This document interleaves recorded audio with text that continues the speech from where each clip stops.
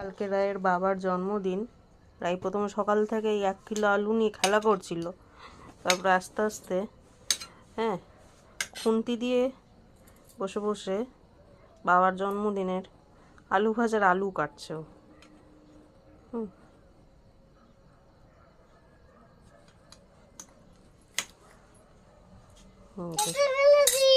ভালো, অন্য আলু কাটো, সাবধানে। সাবধানে।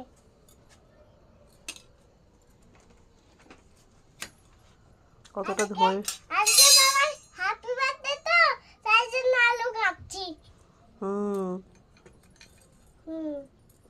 আলু রান্না করবো আমি।